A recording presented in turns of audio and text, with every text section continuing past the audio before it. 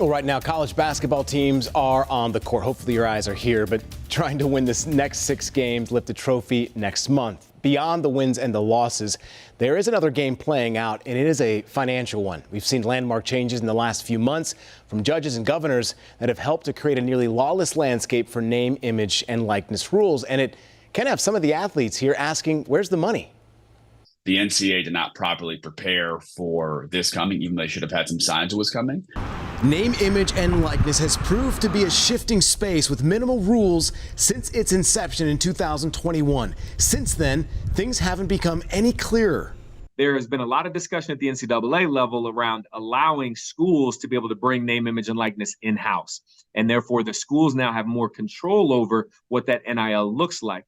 But the other conversation that's happening very much is student athletes as potential employees. With the NCAA unable to enforce their own rules and no federal mandate out, this opens the door for movements like unionization, as we saw at Dartmouth. Experts believe that could be a slippery slope, as the money pie would only be split so many ways. Constantly recruiting the players that are already on their roster to stay at the institution as they grow and develop.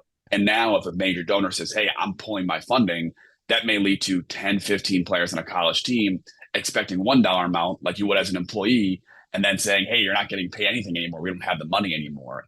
Collectives have led to deals like QB Jackson Dart signing a private jet deal worth over $1 million, or Bronny James, whose deal is worth more than $6 million.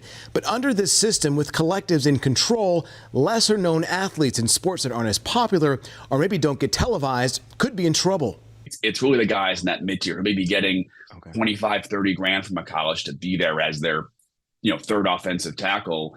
And then he doesn't realize he has to put that money aside for taxes, doesn't know how that process works. And boom, now he's 10 grand in debt. And now he's got to do something that he doesn't want to do, or has to take time away from his academic studies to get a job and also be an athlete, and put a lot of stress on these 18, 19, 20-year-olds. While the money keeps flying around, most colleges aren't keeping up with the times. And I think a vast majority who are not doing enough to support these athletes while they're there.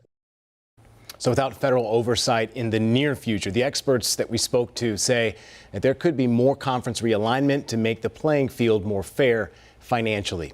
Right now on the WCNC Charlotte mobile app, you can hear from those experts yourself on how these collectives are changing the face of college athletics financially.